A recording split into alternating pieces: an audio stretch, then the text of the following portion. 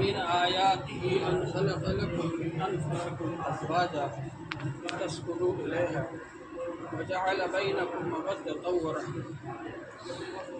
محترم حضرات، اللہ جل شانہ کا بڑا فضل و کرم ہے اور اس کا انعام و احسان ہے کہ اس نے ہم لوگوں کو یہ دین عطا فرمایا، دین اسلام۔ یہ دین اسلام انسان کی فطرت کے مطابق ہے۔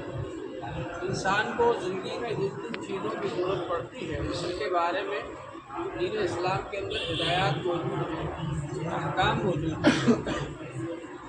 اس طرح سے انسان کو کھانے پینے کی ضرورت پڑتی ہے، اس کے بارے میں احکام موجود ہیں اس کے اندر۔ اسی طرح نکاح اور شادی بیاہ یہ بھی ایک ضرورت ہے انسان، اس کے بارے میں بھی اس کے اندر ہدایت موجود ہے۔ حضور پاک صلی اللہ علیہ وآلہ وسلم نے اس پر عمل کر کے بتلایا اور اس کا طریقہ بتلایا کہ اس طریقے سے کیا جائے۔ حضور پاک صلی اللہ علیہ وآلہ وسلم نے ارشاد فرمایا، یا معشر الشباب من استطاع منکم الباءۃ فلیتزوج فإنه اغض للبصر واحسن للفرج ومن لم يستطع فعليه بالصوم فإنه له وجاء۔ اے نوجوانوں کی جماعت، تم میں سے جو نکاح کی استطاعت رکھتا ہو نکاح کر لے۔ نکاح سے نگاہ بھی محفوظ ہو جاتی ہے اور پاک دامنی حاصل ہوتی ہے، اور جو اس کی استطاعت نہ رکھتا ہو تو وہ مسلسل روزے رکھے۔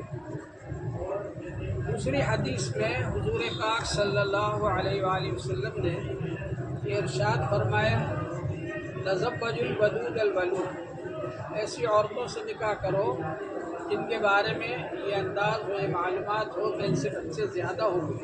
فإنی مکاثر بکم الامم یوم القیامہ، اس لیے کہ میں دوسری امتوں کے مقابلے میں اپنی امت زیادہ ہونے پر فخر کروں گا۔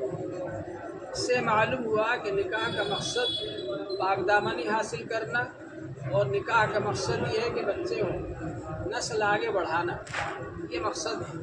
اللہ تعالیٰ نے فرمایا، وابتغوا ما كتب اللہ لکم، اللہ نے تمہارے لیے جو اولاد مقدر کی ہے اس کو تلاش کرو، اس کو حاصل کرو۔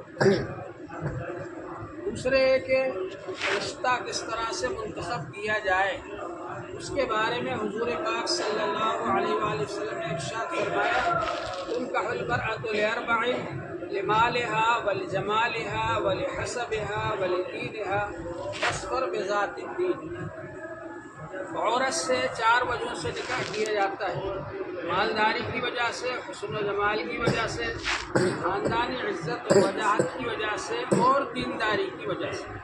پھر آپ نے فرمایا، فاظفر بذات الدین، دیندار عورت سے نکاح کر کے کامیابی حاصل کرو۔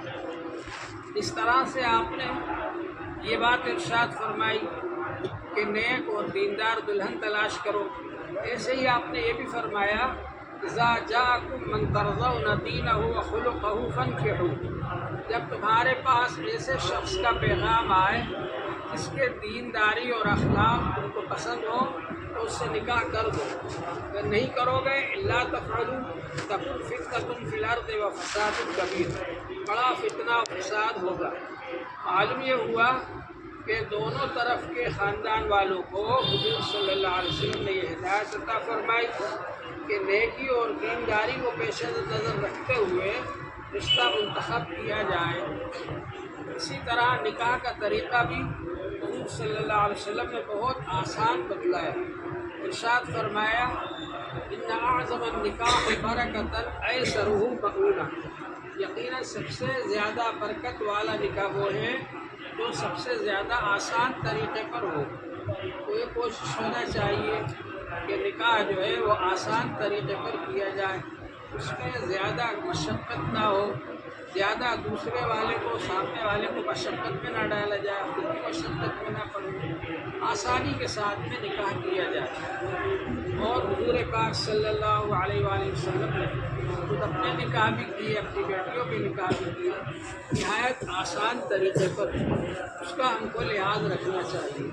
اللہ جل شانہ ہم سب کو حضور پاک صلی اللہ علیہ وآلہ وسلم کے طریقے کے مطابق نکاح کرنے کی توفیق عطا فرمائے۔